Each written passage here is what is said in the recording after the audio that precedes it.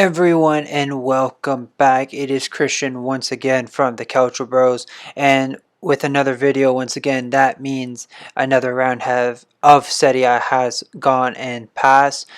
We were treated to lots of entertainment, definitely some great results, great goals as well, and it does make everything much more interesting going forward as the standing does change and gets a little closer as teams are moving up, moving down. So there is lots still to play for, and this is a delicate time for certain teams as well. So we're going to talk about that, but first and foremost, we need to know what happened this past weekend of round 23 for Serie A. Okay, so starting off this weekend, we had two games played on Friday, February 19th. The first game was at 12:30, which is Fiorentina hosting Spezia and La Viola getting the victory here. 3-0 was the final score. Spezia's good positive run comes to an end, but this is also good hope for Fiorentina because they want to keep pushing on, be consistent, and finish with a respectable mid-table finish in the standings.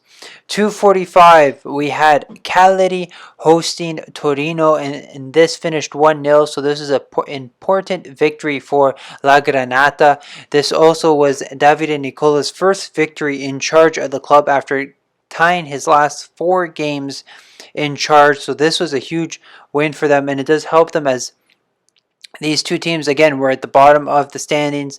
This does help Torino push away and does have the victory. I can't remember what the other result was, but anyways, this is still an important result come to the end of the season if it does need to come to it.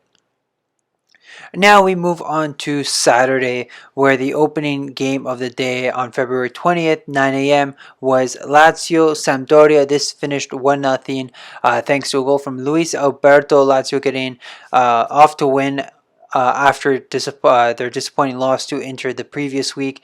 They were able to rebound with a victory, and especially with their upcoming Champions League fixture, this is a good test for them. They did suffer a little bit, but Lazio are still full of confidence going into that very important game this week. With Sampdoria, it is a disappointing defeat, but still they gave Lazio some trouble and are still where they want to be right now. 12 p.m. We had a very exciting game here between Genoa and Verona. It finished 2-2. Verona had taken the lead in the first half, but right away Genoa will respond. Then later on in the second half, Verona take the lead, but in the dying minutes of the second half, Milan Bedelli with a great volley was able to beat Marco Silvestri and equalizing and expanding Genoa's good run of form. This is another good crucial point for them too.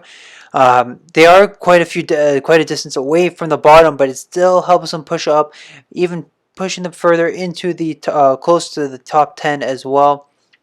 It is such an impressive run for them ever since Ballardini took over, and they're just not looking back. They're continually pushing forward and getting results they want. With Verona, they would be disappointed, especially that they could not get the victory here, and perhaps put more pressure on Sassuolo as well, because Verona is they want to finish top half, but they want to try, even if they can, get to that 7th spot as well. Try to push for that Europa League spot.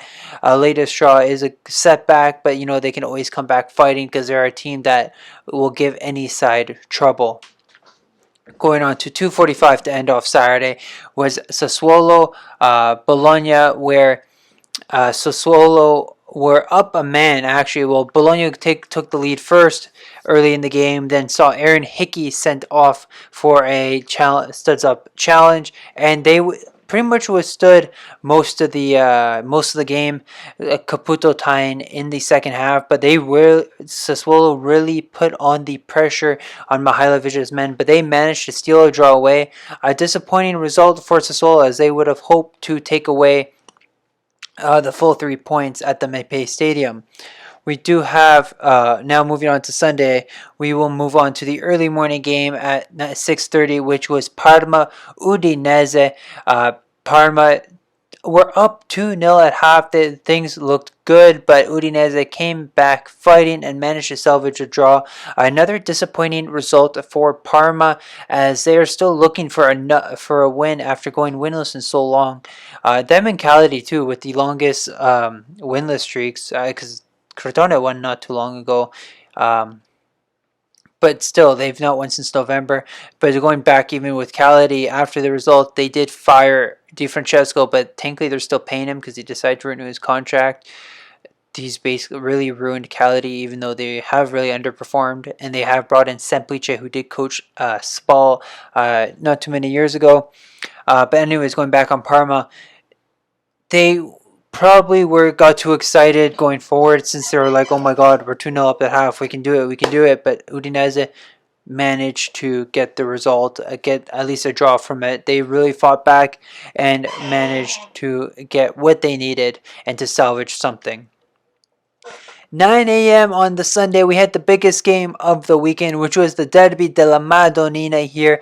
And I want to say, not like, I'm just saying shocked because of the scoreline in some sense, but we Inter were favorites going into this because of their good form, Milan's poor run of form as well. But the scoreline was a little bit shocking to the most part. But Inter went out and beat Milan 3-0. Lautaro Martinez brace and Romelu Lukaku helped seal the victory for the Nerazzurri. Disappointing result for Milan. We're going to get talking to that as well, because it is one of the main talking points here. But there is definitely lots to talk about that game. Midday game on February 21st was Atalanta-Napoli, where this game was a tale of two halves. Truly, first half was finished 0-0.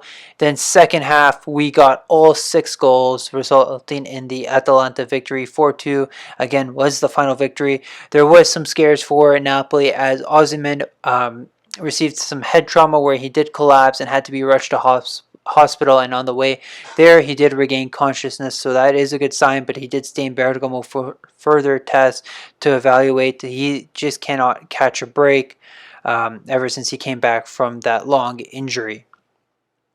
Ending off the Sunday, we had Benevento Roma at 2:45.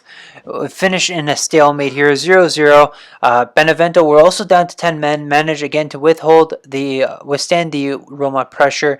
Roma were also given a penalty in the 95th minute as well, but VAR had taken it away. Not because it wasn't a penalty, but there was an offside in the play. Otherwise, it probably would have been given as a penalty. It was a foul in the box, but because I believe it was Osha or Dzeko, one of the two players in that instance was deemed to be offside as they received the ball, so it was called back for a Benevento free kick. Huge point for Inzaghi's men, and Inzaghi also did receive a red card too for complaining, I think.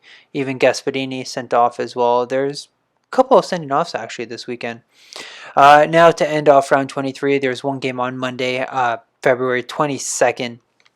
2:45, which was Juventus hosting Crotone. Now that's which would be a huge crucial game for Juve in the sense because Napoli dropped points, Roma dropped points, Milan dropped points, so it really was important for them to get the job done, which they did. They won 3-0. Brace from Ronaldo, who goes to 17 goals for the Serie A season, 24 goals in all competitions, or 25 now. But anyways, and then McKennie adding onto the scoreline, but disappointing result for Crotone. They weren't really at odds to win this game, but they did play well before the first goal was scored. But they do seem like they will finish in the last place spot unless something happens, but it's definitely going to be hard because of the gap. But Juve getting closer now, especially being a game in hand. That win against Crotone is crucial, especially with their upcoming fixtures. But anyways, those were all the results that happened this past weekend. What result were you guys most excited about? Was there one game in particular match you were excited for that disappointed? So be sure to comment below and let me know. So anyways, I'm going to talk about what happened now. we're going to get right to the Derby della Madonnina, as that was the biggest game of the weekend. And like I said before, Milan was entering with some terrible run of games, while Inter were looking good. They were the favorites to win this game, especially how well they've been playing. And they did not disappoint here. Martinez got them started in the 5th minute. This first half, Inter really pressed, and Milan could not find a way at all in the first half, and it just was disappointing. It's not the Milan that we've seen. They have dropped off a bit. This is their second consecutive defeat now for the first time this season in Serie A. Their third loss in 5 games, so they have a lot of work to do to turn things around if they hope to get back now onto the Serie A Scudetto race. But anyways, starting the second half, Milan actually had a flurry of chances, and Handanovic, who doesn't ever dive, and we all kind of see this, he barely dies, decided to make 3 miraculous saves, twice on Ibra, and one on, to be honest, I can't remember who the third one was on. Maybe it was Ibra again. But anyways, like, he made 3 outstanding saves, then Inter once again going on the counter. Most of their 3 goals, I can't remember if the first one was, but I know their second and the third goal caught Milan on the counter, and it's nothing they could have done there. Disappointed. The defensive pairing of Kjaer and Romagnoli really did disappoint, especially Romagnoli. Not his best games coming up against Lukaku. Just he really couldn't keep up pace with him. Perisic had an outstanding game at left wing back, considering he's not much of a defender in some instances, but he really defended and limited what Salamakers and Calabria could do, especially Hernandez and Rebic were very tame on that left side as well. But Milan have a lot to work with. This is in some cases where Pioli probably has to readjust his team now, maybe a change of formation, maybe a couple players would have to be benched, and just to show that things need to happen in order for them to continue getting the good results and be where they were before. This again is a delicate time for Milan, as they haven't experienced this type of not failure, but I guess disappointment, but just lackluster. I will say lackluster performances in recent time. So there is a lot of work to do if they want to keep it up. Because I know top 4 was always the objective, but having the Scudetto in their sights for so long, why not try going for it? Especially if you're still pretty close to it. But a 3-0 scoreline now puts Inter ahead on the head-to-head with a total score of 4-2.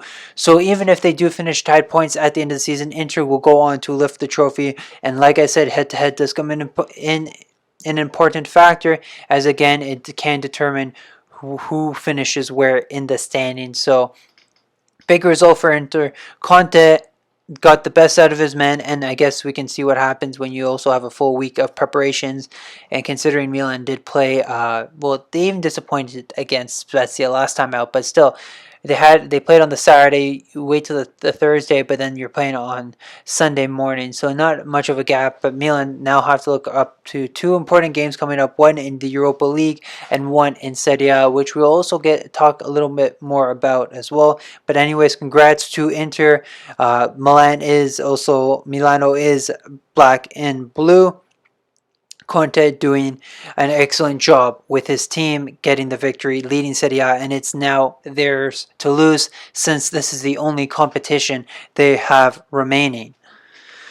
Now we'll talk about a bit with the Atalanta-Napoli game. Now this game too, Napoli coming off a huge win over Juventus, having the advantage over them. So they would hope to replicate some type of performance against Atalanta. Gasperini's side, to which can be very tricky and unpredictable. And again, like I said before, it's the tale of 2 halves. The first half, very little happened, not many chances on both. Goalkeepers weren't really tested, but right away, the floodgates started opening, where Atalanta got going and scored not too long after the first half started. Then Zielinski tying not that long after that with a great volley, but then right again, Gosens scoring a few minutes after that to take the lead once again. But then the goals just kept on happening. Muriel scored not too long after that. Then the own goal happened to pull Napoli within one. And then a few minutes later, Romero scored. So it's just a sequence of goals happening so very close. I do want to say Muriel is very underappreciated. This guy is a tank. You know, he's only started 7, 8 games this year, but coming off the bench and having 14 goals, that's ridiculous. Like, come on. Comes off the bench and scores 14 goals? And I think he has like 7, 8 assists, something like that too. So he's not just scoring goals, he's setting up goals as well, contributing to the team, linking up well with Duvan Zapata. So they have a great strike partnership up front. They're just as lethal as the Martinez Lukaku partnership, but that one has 30 goals altogether. Like, that's ridiculous as well. So two really big factors in that. Napoli is still missing a couple of their players. Insigne was even doubtful for the game. He had to start from the bench because he picked up an injury in that game too. So Napoli once again were missing a lot of key players. They were happy though they did get to see Koulibaly and Gulam come back, but still they would hope that Koulibaly can get right back into things, considering he is really missed at the back. And you know, like, you don't want to play Ramani and Maximovic the whole time because they're not ones to lead your back line, right? But anyways, a huge result for Atalanta as they continue to push up, but disappointing for Napoli after, especially coming off that victory over Juve. They would have really hoped to carry momentum, and that's the thing. Napoli have one draw in 22 games, so they've won 13 and lost 8. So they can't, if they either win or they lose. Like, they can't get that middle ground to even get a point out of it. So they're constantly dropping points if they're not winning, or constantly dropping the 3 points rather, because they're still picking up something if they draw, right? But anyways, they're constantly dropping the 3 points, or even just a point. They can't manage to tie it up, and that's a real struggle that they need to do. Gattuso, is it time for him to leave at the end of the season? But it's hard to blame him too when you are missing a lot of these players. But he did manage against Juventus, but just couldn't here against Atalanta. So could it just be the players too in general that aren't helping him as well? So there is lots of ways to think of this. It depends which one you want to say.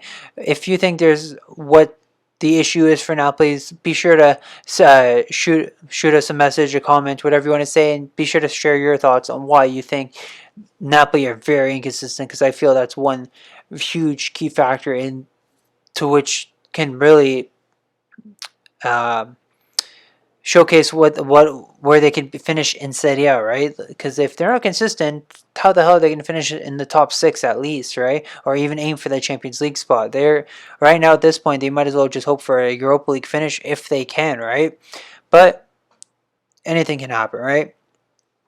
Quick touches on Roma, of course. Roma struggling here in getting the full 3 points, but Inzaghi's men did well after going down in the second half to 10 men, thanks to Gleek getting a red card.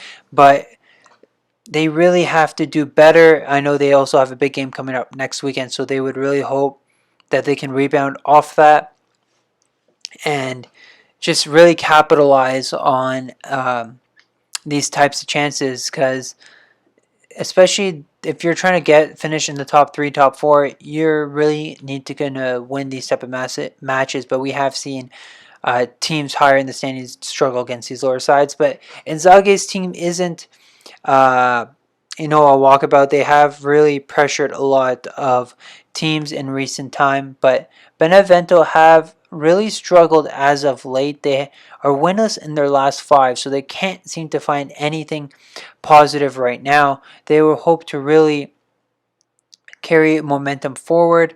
Like, their last win came back the beginning of January, so they really haven't won in 7 games. Like, sooner or later they're gonna start being like Cagliari or Parma, and they really don't want that, considering they're one of the ones to kind of stay safe, right? Because they are playing that type of football, and it kind of look at some of the results. And some results they are leading or they're close at halftime but just can't see out the game. So that's one thing that Inzaghi really has to work on going forward. And then with Roma, they have to make sure they capitalize these to put pressure on Juve, put pressure on Milan, maybe Inter, and the other teams under them like Atalanta and Lazio. So this was a huge 2 points dropped for the Giallorossi. And with Juve, now moving on to them, like I said, it's a huge result for them considering they now move in 4 points behind. 4 points behind Milan and 1 point above Roma. So that means if they can win their game in hand against Napoli, they can go 1 point behind Milan and 4 points ahead of Roma. So that is a crucial matchup coming for them. Who knows again when it'll be played, but they need to win that game if they want to be considered for the Scudetto. Could they even be considered back into the Scudetto race, or is it more between Milan and Inter, or is it just now Inter its way to go? It's still kind of close. If you have any comments on that, be sure to let me know. Just comment down below. Anyways, those were all the results and my thoughts on some of the key matchups here. If I did miss anything about any of the fixtures, be sure to let me know. If I missed if you want me to talk about a specific game and you want to just shoot a message or whatever, and just talk more about that and share us your thoughts, don't forget, just comment below. I'll be happy to discuss any topic with you guys. Just let me know what you guys missed out on. Do you guys think Napoli can be consistent going forward, or are they going to be more like this? Can Milan rebound off these disappointing fixtures and come back and really make that push for the Scudetto? Can Juve still be considered part of the Scudetto race, or is that still not in their hands? It all depends too. Can they be that dark horse going in there? The top four is still very interesting. If you have any thoughts on any of those questions, be sure to let me know. Comment down below. So now with the results, that means we get to move on to the standings and how things look right now. So now going to the bottom, the teams still remain the same. Crotone at the bottom. Parma just ahead of them. Cagliari in that third spot right there. Crotone still remain last with 12 points, suffering their fifth defeat now in 5. Parma still winless. They managed to grab a point and move a point towards Cagliari, who are at 15, but still disappointing. Cagliari again winless right now. Another defeat to them. And like I said, they did fire Di Francesco and hire Semplice, so they would hope that does help change their games going forward. But with the win, Torino manages to push themselves 5 points ahead of Cagliari. Now the difference too between Torino and Crotone is 8 points, so that's it's not a big gap, but it is a lot of points to recuperate. That's basically 4 wins right there. If Crotone have any hope of passing Torino, that also does depend if Torino does not pick up anything in 4 matches as well. So Crotone do look like the most likely of size to be relegated.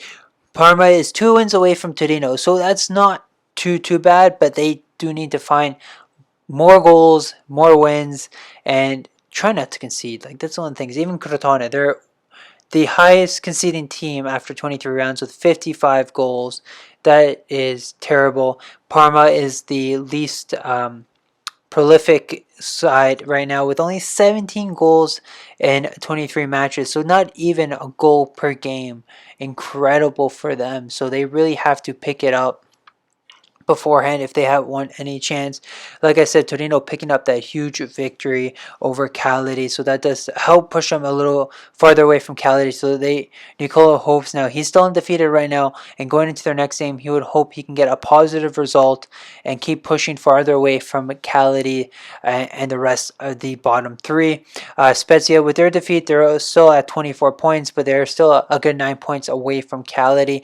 It's still quite of a distance, but Spezia will hope to that they can rebound in their next game, which we're going to talk into because it can be a bit of a one to check out as well. Benevento at 25 after the point. Udinese, Fiorentina, Bologna all at 25, and Genoa reaching up there at 26. So those teams I feel are probably safe, but they want to keep just getting points just to ensure that safety is confirmed and just keep pushing farther away to make it difficult for the teams under them securing anything in the rest of for, I guess, safety for next season. Now moving up to the top half, like I said, Verona do have that hope of getting Europa League, of the Europa League position. They sit at ninth right now at 34 points. Sassuolo is just above them at 35. So we have Napoli occupying the seventh playoff spot right now with 40 points. So it's not too bad of a gap for Sassuolo and Verona, especially the way how Napoli can be very inconsistent, but Sassuolo cannot keep dropping points. I know they have had some difficult games, but they need to get victories if they hope to move into the zone and put more pressure on Napoli, who, like I said, have been very inconsistent and can't seem to pick up any points when not pick up any points, but not be able to get a draw, pick up that important point going forward, and not consistently dropping 2 points and 2 to 3 points in every game. Lazio with their win, excuse me, are tied for fifth with Atalanta. Atalanta just ahead of them right now. Both teams on 43 points. So again, Atalanta fifth, Lazio sixth right now. I think they still have yet to play. I can't remember, to be honest. No, yeah, Atalanta. I think Atalanta have the head-to-head. Yes, if they've already played, Atalanta does have the head-to-head over them.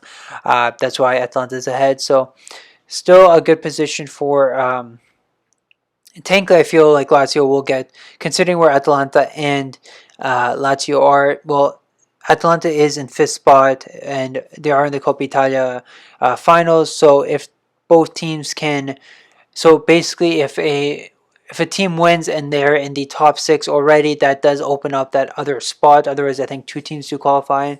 But it depends. So it'll be more confirmed later on, but that's how I think it may be. So seventh, sixth, and seventh could be qualifying, or it's just one spot. I'm not 100% sure, but I think that's how it is. We'll have to see closer to the end of the season. Roma drop into fourth spot because of their draw and Juve's win. They sit at 44 points. Juve third, 45. Just creeping up there now. Milan at 49. They are stalled once again, still in second spot. And Inter, who won the match against Milan, won the Derby, have won now 4 straight, are 4 points ahead of Milan in the standings. Like I said, it is theirs to lose, and they hope to keep this up. Put in more with every win. They put more pressure on Milan, especially with their struggles lately. So they hope that Milan continue to struggle, and Inter can pull away and end Juve's Scudetto dominance. So there is the standings. Let me know if you guys think a certain team will finish in a certain position. Do you think Inter can maintain first place and win the Scudetto, or will Milan be able to come up and retake the first spot, or can Juve or Roma surprise a few? There's still Atalanta, who aren't really that far behind. Yes, they're 10 points, but still they can easily creep out. Do you think the bottom three of Cagliari, Parma, Crotone are going to be the ones being relegated, or do you think someone else will slip up and end up being relegated? Be sure to comment below. Let me know. So now that the standings and results are out of the way, it's time to move on to the fixtures coming out for round 24. They are weekend games, because then we do have weekday matches coming up as well. We're going to talk about that as well when it comes to it, hopefully. But anyways, let's talk about what's happening this weekend. We have one game once again on the Friday, February 26th at 2:45, which is Torino-Sassuolo here. This should be a good, tight affair here. Torino trying to maintain a positive run under Nicola, get another crucial 3 points, while Sassuolo, like I said, want to get the 3 points after a disappointing draw against 10-man Bologna. They hope to rebound with a victory at the Stadio Olimpico Grande Torino and to keep pushing towards putting pressure on Napoli and get closer to that 7th spot, because their Zerbi's men have struggled as of late, 1 win in their last 5. They have played good sometimes, but just haven't been able to capitalize on the result here, and both teams will hope to keep their fortunes, or Torino keep their positive runs, while Sassuolo want to get their positive run back going once again. Going on to Saturday at 9 a.m. February 27th, we have Spezia hosting Parma. Now, I did talk about this game because I did talk about this earlier when I talked about Spezia, because this will be interesting because Spezia are, again, not too far away from the bottom, but a huge win against a struggling Parma would be crucial in their survival's chances, while Parma will hope to score goals, hope to get a victory, and just potentially leapfrog Cagliari and get closer to Torino. It does depend on how Torino's game goes on the point distance, but just hope to get a little leverage there in that race and maybe put Spezia in a bit of trouble there, as again they aren't too far away but still can put up a bit of an issue. Both teams will look to get victories after, again, disappointing last round out. 12 o'clock, Bologna-Lazio. Now, Bologna taking that huge point from Sassuolo, trying to bring in confidence. Mihaljević's men can be very tricky at times and can cause a lot of sides issues. So they will look to take on Lazio, who are still in pretty good form. They only have one loss in their last 5. They're one of the leading informed teams. Again, yes, they lose to Inter, but they're still one of the hottest teams in form right now. And I know they want to get the win, keep pushing out the standings, and put pressure on all the teams above them, especially Atalanta and Roma too. So that can really help move them up in the standings. They can even leapfrog up as high as 3rd. So that would be a huge result for them. On the Saturday too, at 2:45, Verona Juventus, where Verona, made Juve work for the draw last time out. They would hope to do the same. Even Juric's men have always caused issues for a lot of sides. They are a very good side to play against. Juve hoping that they can get a good result in this, put more pressure again on the teams under them, Atalanta, Roma, Lazio, put pressure on Milan and Inter. They want to be put back in that Scudetto race. So this is going to be another huge game if they can keep up momentum going forward. But again, you can never count out Verona. They can really cause everyone issues. If Verona wins, this will be a huge result for themselves and for the other teams trying to distance themselves from Juventus as well. Moving on to February 28th, the Sunday, now at 6:30, opening up, we have Sampdoria, Atalanta. This should be a very intriguing game, I feel. Ranieri's men, too, have caused a lot of the bigger sides issues, can keep up. Yes, they sometimes do lose by 1 or 2 goals, but they do keep playing. They do cause some issues. They don't make it easy for their opponents, and this is what they're hoping to bring to an Atalanta side. Like I said, can be very tricky, very unpredictable, especially with the 3 of Ilicic, Zapata, Muriel. Those guys can really work the defenders and mids. They can really trouble goalkeepers as well. So Sampdoria are going to have their work cut out for them if they hope to achieve a positive result in this match. While Atalanta, again, want to keep putting pressure at the same, moving up the standings, because they want to get into that Champions League position. This a win for them too could potentially move them up into 3rd too, depending on how the other fixtures go as well. Now, moving on to the 9 a.m. matches, there are 3 of them there. We have Crotone hosting Cagliari, so this is a huge game at the bottom as well, where Crotone have looked pretty decent in some of their losses, but will hope to put pressure on Cagliari. They could potentially tie them on points, and will hope to, struggle, maybe push out of the relegation zone eventually, but it does depend on how other results go as well. While Cagliari will hope to get their win against their first win in so long against Crotone, and try to get Semplici off to a good starting tenure at the club as well. We'll see how they can handle that. We have Inter Genoa. Now Inter looking to continue their hot run of form against the Genoa side, who have looked very positive as of late. They will hope to continue. Genoa will look to make Inter struggle a bit and not making things easy. Inter trying to keep up their momentum, put pressure on Milan, distance themselves, and continue to be sole leaders with a good distance between first and second place. And they want to keep doing that in order to assure themselves the Scudetto in the end. Last game at 9 a.m. is Udinese-Fiorentina. Udinese coming off a draw, Fiorentina coming off with a win. So both teams getting, I would say, a positive result, because Udinese did have to fight back from 2 goals down to get that result. So both teams will hope to carry out their form. Again, they will look to finish at least in the top half or mid-table at least. So a point here apiece wouldn't be the end result here, but would be a good fought battle here at the Dacia Arena. Uh, Now at 12 p.m. we have Napoli, Benevento, Insigne brothers going at it once again. This should be a good game here. Fellow coaches Gattuso and Inzaghi going at it too, former teammates. Inzaghi most likely, well, he is probably going to be suspended anyways in this match because of his red card against Roma. But Napoli again looking for consistency. If they can take a point, the 3 points away from Benevento, it can really help to start get things going again. And I know I keep saying that, but they basically go win, loss, win, loss, win, loss. They need 2 consecutive victories going forward if they can.